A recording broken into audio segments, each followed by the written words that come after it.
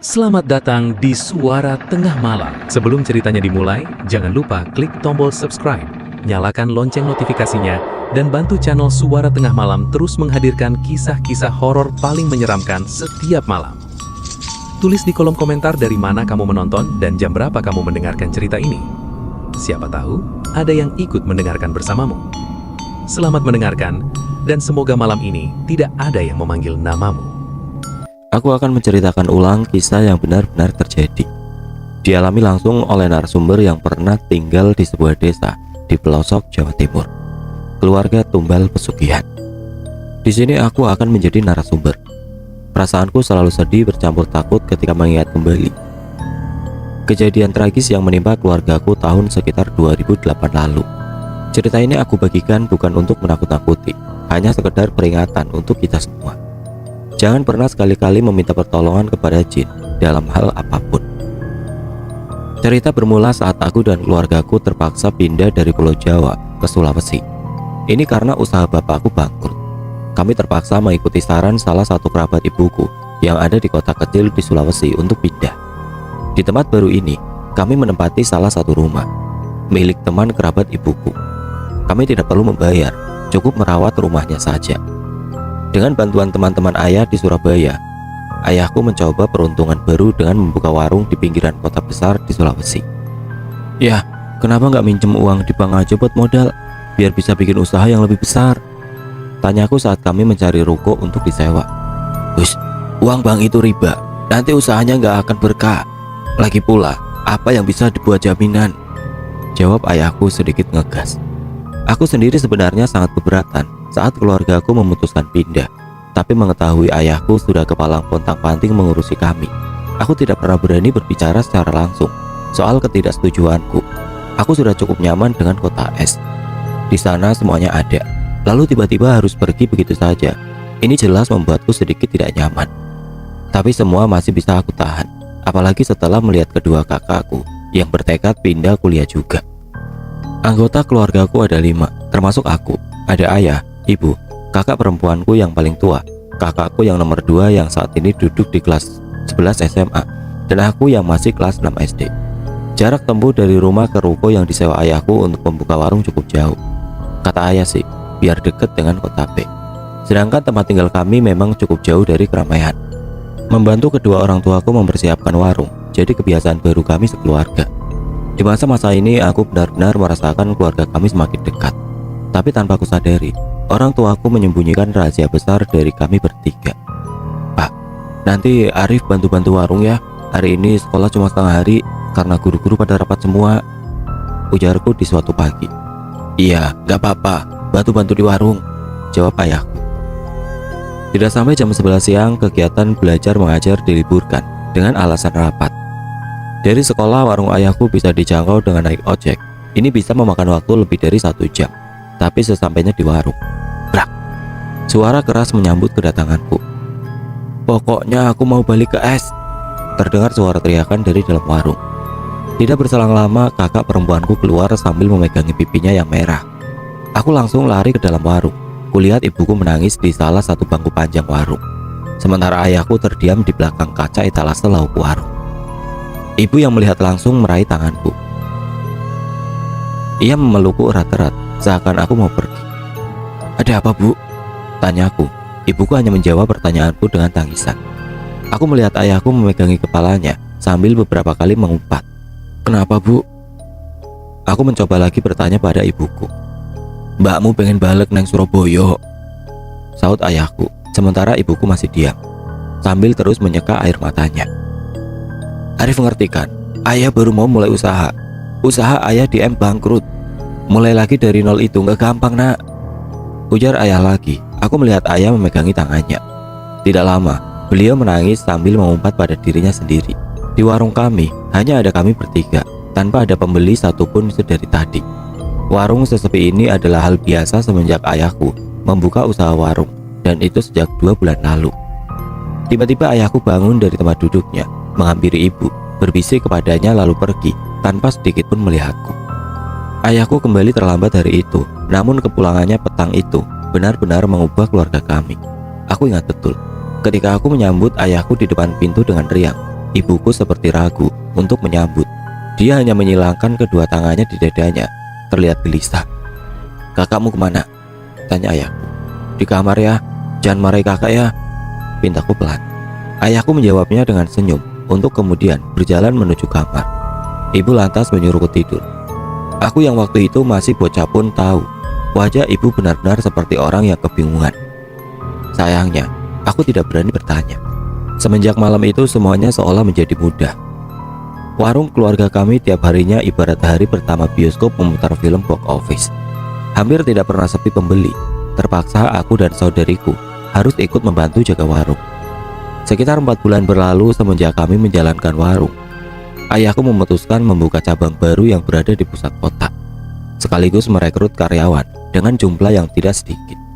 Hidup kami benar-benar berubah drastis. Belum ada setahun keluarga kami sudah bisa membeli rumah yang bahkan lebih besar dari rumah kamu di S. Ayahku membeli rumah di kota, lengkap dengan perabotannya. Keuangan keluarga kami kembali stabil, bahkan jauh lebih baik.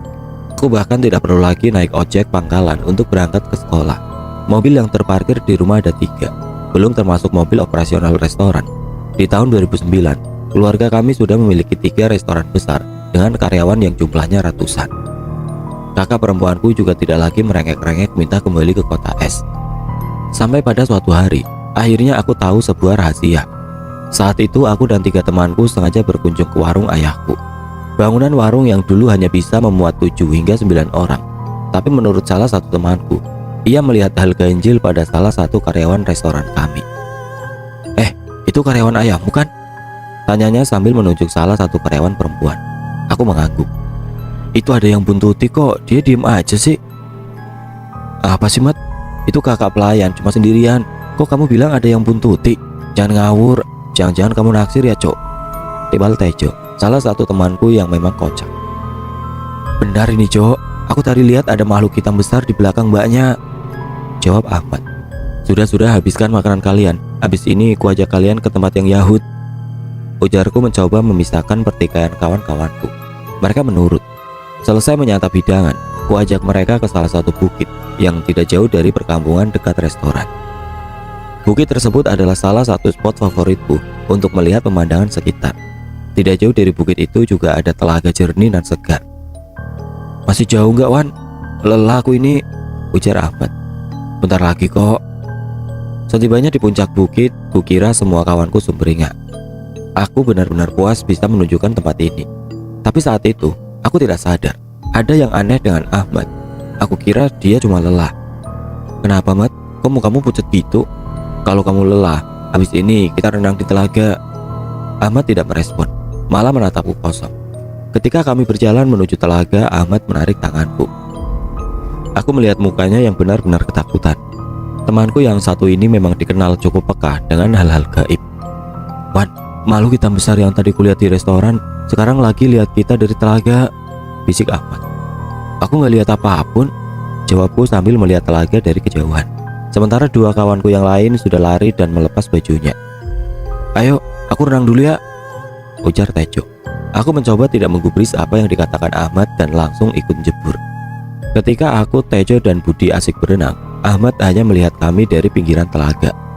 "Kamu kenapa, Mat?" teriak Budi. Ahmad hanya diam dari kejauhan. Setelah hampir setengah jam berenang, aku memutuskan untuk mentas.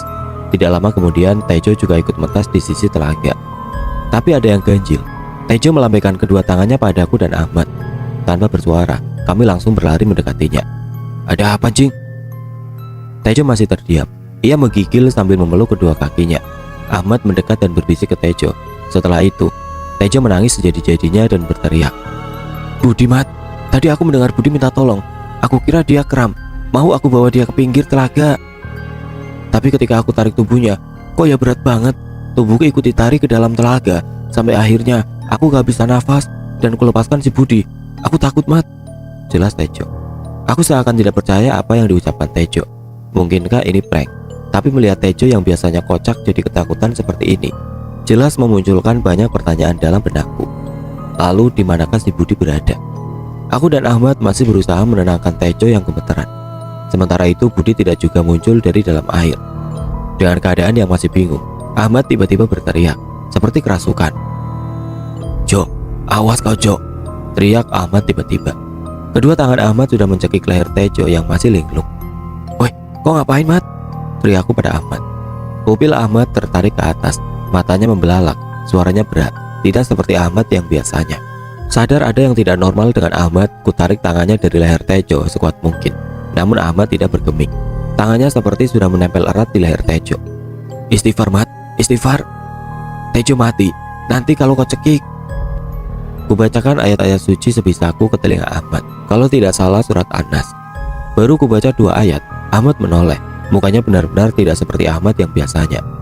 Selama mengenalnya, ia tidak pernah membuat ekspresi semengerikan ini. Kukira Ahmad menoleh padaku karena sudah sadar, tapi ternyata tidak. Ia malah menonjok dadaku dengan keras menggunakan tangan kirinya hingga tubuhku terpental. Kenapa kau lepaskan aku, Jo? Kenapa? Teriak Ahmad tepat di muka Tejo. Sepertinya yang merasuki tubuh Ahmad adalah arwah Budi yang sekarang tampaknya sudah tewas tenggelam. Tejo ketakutan setengah mati. Sorry, Bud, maaf, aku gak kuat narik tubuhmu, Bud. Tolong lepaskan aku, Bud, jawab Tejo sambil terbata-bata. Ahmad yang saat ini di depan mataku hanyalah jasad semata. Aku merasa saat ini kami sedang menghadapi kemarahan Budi yang tidak diterima karena dibiarkan tenggelam oleh kawan sepermainannya. Budi, kalau benar ini kau, tunjukkan di mana jasadmu, Bud. Kita secepatnya akan mengangkatmu dari dalam telaga, ucapku cepat. Aku melirik ke arahku. Ini juga gara-gara kau, Rif. Kau bawa kami buat jadi tumbal bapakmu. Bangsat kau, Rif, ucap Budi dalam tubuh Ahmad. Aku makin bingung. Apa maksud ucapan barusan? Apa salahku? Hari semakin sore, sebentar lagi maghrib. Cengkraman Ahmad tiba-tiba melonggar. Tubuh Tejo jatuh ke tanah. Ia sudah tidak sadarkan diri. Tidak lama setelah itu Ahmad menoleh kepadaku dengan ketakutan. Lalu tiba-tiba tersungkur tidak jauh dari tubuh Tejo. Aku tidak bereaksi ketika itu. Kejadian yang menimpaku sore itu benar-benar membuatku ketakutan sekaligus bingung. Aku tidak pernah mengalami hal-hal mistis seumur hidupku. Di tengah kebingungan terdengar sayup-sayup suara perempuan yang sedang tertawa di tengah hutan. Terdengar dekat. Ya Allah. Ku coba tetap tenang. Kuanggap itu hanyalah suara gesekan antara batang bambu yang tidak jauh dari telaga tempat kami berenang. Suruh menjelang malam. Satu temanku tidak ada yang tahu ribanya. Entah tenggelam, entah dimakan setan. Jasadnya bahkan tidak mau muncul ke permukaan. Sementara 2 temanku yang lain saat ini tidak sadarkan diri. Aku mencoba mendekati kedua tubuh temanku yang tidak jauh dari bibir telaga. Belum sampai 3 langkah, suara yang tadi kembali muncul. Kali ini terdengar lebih jauh. Aku tidak berani melihat ke belakang. Ku coba untuk tetap maju menggapai tubuh temanku. Mat, bangun, Mat, ayo cari pertolongan, ucapku sambil menggoyang-goyangkan tubuh Ahmad. Tidak ada jawaban. Baik Ahmad maupun Tejo benar-benar seperti mati, padahal cuma pingsan. Ketika aku tarik kedua tubuh temanku itu menjauh dari bibir telaga, kembali muncul suara yang menakutkan. Mau kau bawa kemana makananku? Kali ini suaranya jelas dan menggema. Aku langsung gemeteran. Tanpa menunggu waktu lama, aku lari terbirit-birit meninggalkan temanku. Aku sudah lupa bahwa kami berangkat berempat. Yang aku pikirkan waktu itu, aku harus menjauh dari telaga secepat mungkin. Setelah berlari cukup lama, aku pun tiba di pinggiran kampung. Tolong, telepon polisi, teriakku kepada orang-orang yang berlalu lalang. Tidak ada satupun yang menggubrisku. Sampai akhirnya datang seorang bapak-bapak yang menghampiriku. Mas Arif, ada apa? Tolong teman saya, Pak. Teman saya di telaga, Pak. Tolong teman saya tenggelam di telaga atas bukit, ujarku dengan gagap. Bapak parubaya tersebut bisa menangkap perkataanku. Ia memasukkan tangan ke sakunya, mengambil telepon genggamnya. Nah, tenang dulu, saya akan telepon polisi. Sekarang sudah gelap, kamu sudah makan, kata si bapak. Hari semakin gelap. Bapak itu pun mengantarkanku ke restoran milik ayahku. Aku masih tidak percaya kejadian senaas itu menimpa teman-temanku. Sementara saat pikiranku masih tidak beraturan, bapak yang tadi mengantarkanku tiba-tiba saja mencengkram lenganku dengan kuat. Nah, kau yakin itu restoran milik ayahmu? Iya, Pak. Kau yakin? Tanyanya lagi. Memang kenapa, Pak? Tidak ada jawaban, tapi langkah kami terhenti. Aku semakin kebingungan. Restoran milik keluarga kami hanya berjarak tidak lebih dari 50 meter dari tempat kami berpijak saat ini. Tapi entah kenapa bapak-bapak itu terdiam, seperti melihat sesuatu di restoran kami. Sementara menurutku, tidak ada yang aneh dari restoran yang tiap hari kulihat tersebut. Kita tunggu polisi di sana saja, ujar bapak tersebut sambil menuju ke salah satu pos polisi kosong. Aku bermaksud mengajak para karyawan kami untuk ikut membantu menolong temanku, tapi si bapak mencegah. Katanya lebih baik tidak mengganggu orang yang bekerja. Bapak tersebut kemudian mengucap salah satu hal yang masih kuingat sampai hari ini. "Nak, masakan di restoranmu mungkin enak, tapi jangan lupa berdoalah sebelum kau makan," ujarnya. Setelah menunggu hampir 2 jam, satu mobil kepolisian tiba bersama tim SAR, lengkap dengan perlengkapan selam mereka. Tidak menunggu lama, kami segera menuju ke lokasi kejadian. Ada beberapa warga yang membuntuti kami. Kabar adanya anak yang tenggelam di telaga didengar orang-orang di sekitar restoran keluargaku. Mereka berkumpul, berduyun-duyun mendatangi telaga seperti mau melihat festival. Belum sampai telaga, salah satu dari anggota polisi menemukan seorang anak laki-laki dari pinggir jalan setapak. Ia memegangi anak yang menggigil tersebut. "Ahmad?" Anak itu menoleh padaku. Benar, itu adalah Ahmad. Aku bersyukur Ahmad selamat. Namun ketika aku mendekatinya, ia malah berlindung di belakang petugas polisi yang menemukannya tadi, seperti ketakutan melihat wujudku. "Saya akan mengamankan adik ini ke bawah bukit dulu," ujar petugas tersebut, kemudian berlalu. Ketika aku berpapasan dengan Ahmad, aku mendengar sedikit bisikan. "Keluargamu pemuja setan." Aku menoleh cepat. Siapa yang berbisik padaku tadi? Tidak mungkin Ahmad, kawanku yang selalu berhati-hati dengan ucapannya, yang mengatakan hal itu. Setibanya di telaga, polisi segera memasang garis polisi. Sementara petugas SAR sudah bersiap menyisir lokasi tersebut. Tidak lama aku dipanggil bapak yang tadi menolongku. "Ini anak yang melapor tadi, Pak. Nah, bisa kau jelaskan di mana temanmu tadi?" ujar si bapak. Petugas sudah menghubungi keluarga dari kedua temanku. Mereka akan segera menuju lokasi. "Budi tenggelam di telaga, Pak. Kalau Tejo tadi sudah ada di sana." "Loh, kok nggak ada, Pak? Tadi tubuh Tejo terakhir kali saya lihat di situ, Pak. Tepat di pinggir telaga, dekat pohon itu. Sumpah saya tidak bohong, Pak," ujarku. Tubuh Tejo tidak lagi di tempat terakhir aku meletakkannya. Apa mungkin Tejo sudah melarikan diri setelah aku tinggalkan? Tidak mungkin. Ia bersama Ahmad dan tidak sadarkan diri. Ahmad bahkan harus dibantu untuk menuruni bukit. Siapa yang lantas membawa tubuh Tejo? Kepalaku teringat dengan sosok hitam yang mengejarku tadi. Mungkinkah makhluk itu tadi sudah memakan Tejo? Bulu kuduku berdiri. Aku bukan orang yang tidak punya rasa setia kawan, tapi saat ini aku benar-benar ketakutan. Asalkan aku selamat, tidak apa kawanku dimakan iblis sekalipun.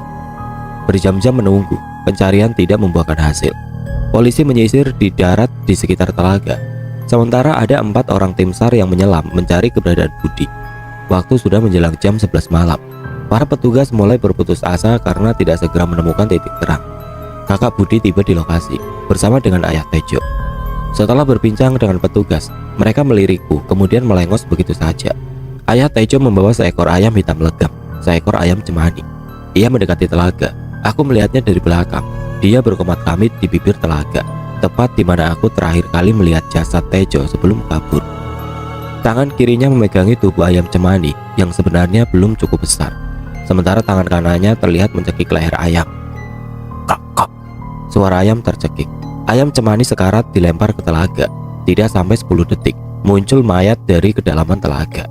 Mengambang begitu saja. Itu adalah jasad Budi.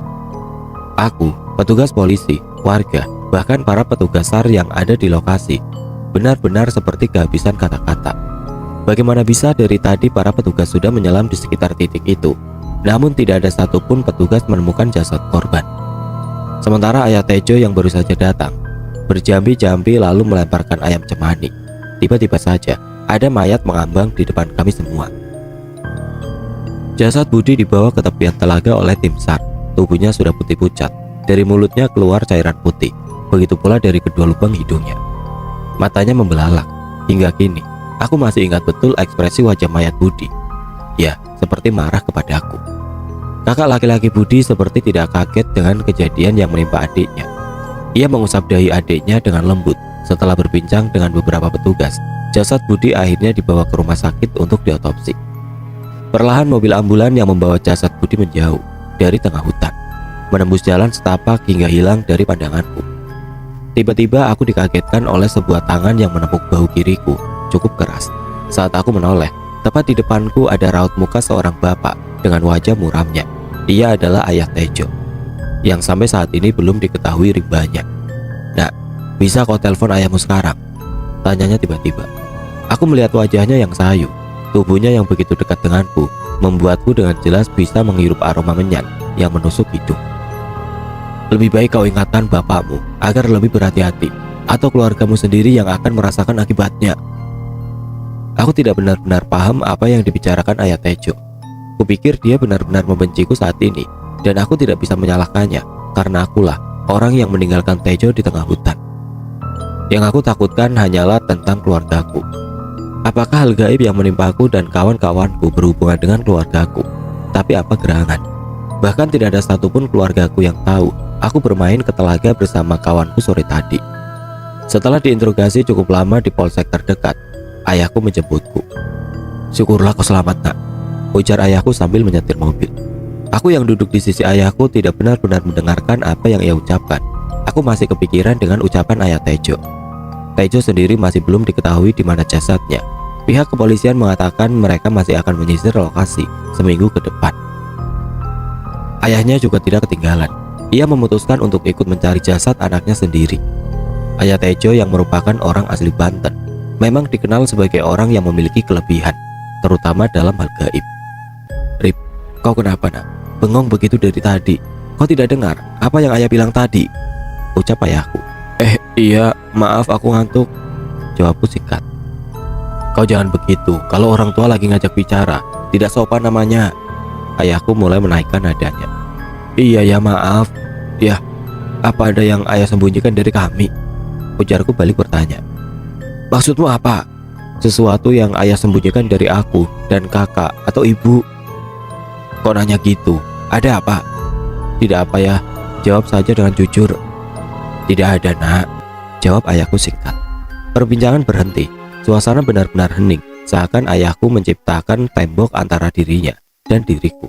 Aku bisa sampai kehilangan nyawa juga.